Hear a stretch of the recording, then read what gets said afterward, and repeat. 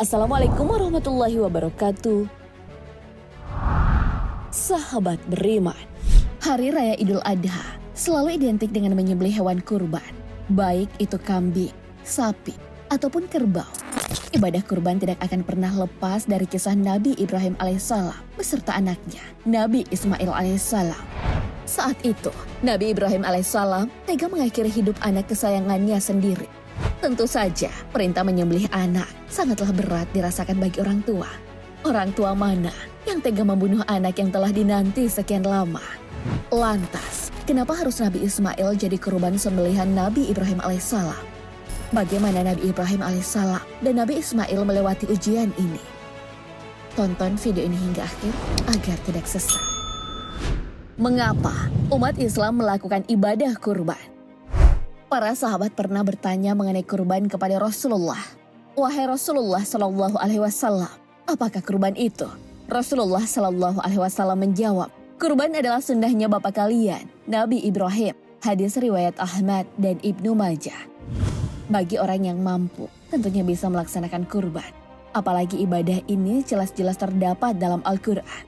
Sesungguhnya kami telah memberikan nikmat yang banyak, maka dirikanlah sholat karena Tuhanmu dan berkurbanlah. Al-Quran Surah Al-Kautsar ayat 1 hingga 2. Ibadah kurban adalah salah satu sedekah yang sangat istimewa. Sebab kurban dilakukan hanya pada waktu-waktu tertentu saja. Berbahagialah bagi pekurban, karena Allah Subhanahu wa Ta'ala akan mengampuni dosanya. Hal ini sesuai dengan sabda Nabi Muhammad SAW. Fatimah, berdirilah dan saksikanlah hewan sembelihanmu itu. Sesungguhnya kamu diampuni pada saat awal tetesan darah itu dari dosa-dosa yang kamu lakukan. Dan bacalah, sesungguhnya solatku, sembelihanku, hidupku, dan matiku hanya untuk Allah, Tuhan semesta alam. Hadis riwayat Abu Daud dan At-Tirmizi. Mengapa Nabi Ismail alaihissalam yang akan disembelih? Nabi Ibrahim alaihissalam pernah berkurban 1000 ekor domba, 300 ekor sapi, dan 100 ekor unta. Ia pun dikagumi banyak orang. Bahkan malaikat pun takjub dengan kurban yang dipersembahkan itu. Menerima kekaguman itu, Nabi Ibrahim alaihissalam berkata, kurban sejumlah itu bagiku belum apa-apa. Demi Allah, seandainya aku memiliki anak laki-laki, pasti akan aku sembelih karena Allah dan aku kurbankan kepadanya. Saat itu istri Nabi Ibrahim alaihissalam, Siti Sarah, tidak kunjung hamil. Sarah pun menyarankan kepada suaminya untuk menikahi Siti Hajar yang tak lain adalah budaknya. Setelah menikah dengan Hajar, doa agar dikaruniai anak pun akhirnya terkabul. Allah Subhanahu wa Ta'ala mendengarkan doa Nabi Ibrahim alaihissalam. Oleh karena itu, beliau menamai anaknya Ismail yang artinya Allah telah mendengar. Ini sebagai ungkapan Nabi Ibrahim alaihissalam karena dianugerahi keturunan setelah sekian lama.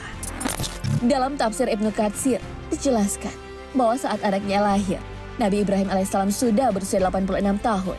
Nabi Ismail pun tumbuh dengan baik. Kira-kira usia 7 tahun, ada yang mengatakan sekitar 13 tahun, ia diperintahkan untuk disembelih. Mulanya, Nabi Ibrahim alaihissalam bermimpi. Di dalam mimpinya ia mendengar, "Hai Ibrahim, penuhilah nazarmu." Awalnya, beliau ragu apakah itu benar perintah Allah Subhanahu wa Ta'ala atau dari setan.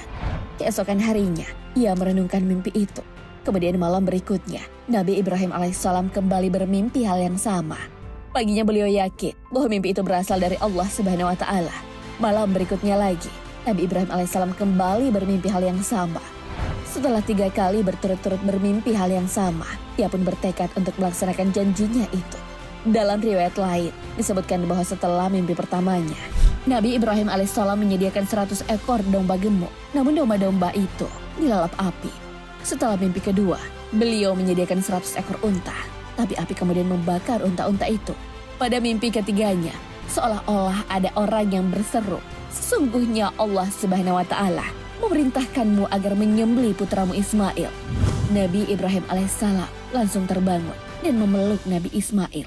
Nabi Ibrahim alaihissalam sangat sedih dan menangis dalam waktu yang lama setelah mengetahui perintah itu. Nabi Ibrahim alaihissalam pun bersiap menyembelih anaknya. Tibalah tanggal 10 Zulhijjah yang merupakan hari disembelihnya Nabi Ismail alaihissalam.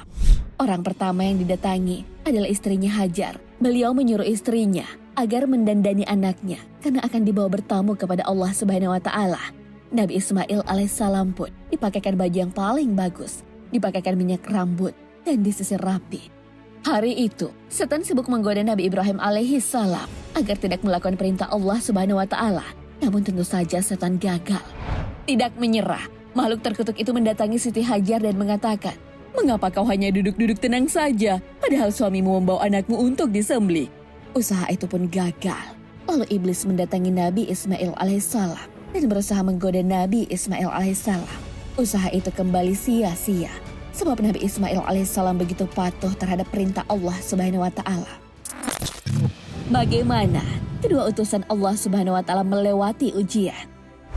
Saat sampai di Mina, Nabi Ibrahim alaihissalam pun jujur kepada anak yang sangat disayanginya itu. Percakapan keduanya diabadikan dalam Al-Quran. Ibrahim berkata, "Hai anakku, sesungguhnya aku melihat dalam mimpi bahwa aku menyembelihmu. Maka pikirkanlah apa pendapatmu." Ia menjawab, "Hai bapakku, kerjakanlah apa yang diperintahkan kepadamu. Insya Allah, kamu akan mendapatiku termasuk orang-orang yang sabar." Al-Quran Surah As-Saffat ayat 102. Nabi Ibrahim alaihissalam sangat lega mendengar jawaban dari anaknya tersebut. Ia mengucapkan syukur berkali-kali. Sebelum disembelih, Nabi Ismail alaihissalam memiliki permintaan kepada ayahnya. Nabi Ismail alaihissalam meminta agar tangannya diikat agar tidak meronta-ronta saat pedang menyentuh lehernya. Ia juga meminta agar ayahnya menajamkan pisaunya agar maut lebih cepat menjemputnya. Kemudian, baju yang dikenakannya diminta agar diserahkan kepada ibunya. Permintaan terakhirnya, agar tidak ada anak-anak sebayanya yang diajak ke rumahnya, agar ibunya tidak sedih karena akan teringat kepada Nabi Ismail alaihissalam. Saat akan dipakai menyembelih, pedang itu terpental. Nabi Ismail pun meminta ikatan yang ada di tangan dan kakinya dilepaskan supaya malaikat menyaksikan ketaatannya kepada Allah Subhanahu wa taala. Akhirnya, Nabi Ismail tidak jadi disembelih. Ia diganti dengan kibas yang bulunya panjang, tebal dan keriting. Hal ini juga disebutkan dalam Al-Quran. Lalu kami panggil dia, "Wahai Ibrahim, sungguh engkau telah membenarkan mimpi itu. Sungguh demikianlah kami memberi balasan kepada orang-orang yang berbuat baik. Sesungguhnya ini benar-benar suatu ujian yang nyata. Dan kami tebus anak itu dengan seekor sembelihan yang besar." Al-Quran Surah As-Saffat ayat 104 hingga 107. Melihat kejadian ini, Malaikat Jibril sangat kagum pada kedua hamba Allah Subhanahu wa taala. Atas keimanannya, malaikat penyampai wahyu itu pun berkali-kali bertakbir. Mengenai hewan pengganti Nabi Ismail alaihissalam, Ibnu Abbas mengatakan bahwa kibas itu adalah hewan kurban dari Habil, putra Nabi Adam alaihissalam yang dipelihara di syurga. Imam Ibnu Katsir menambahkan bahwa menurut pendapat mayoritas ulama, pengganti Nabi Ismail alaihissalam adalah kibas atau kambing besar warna putih, berwarna hitam, memiliki tanduk yang besar, dan bulu bagian atasnya berwarna merah keemasan. Tindakan Nabi Ibrahim alaihissalam dan Nabi Ismail alaihissalam adalah bentuk ketaatannya kepada Allah Subhanahu wa taala.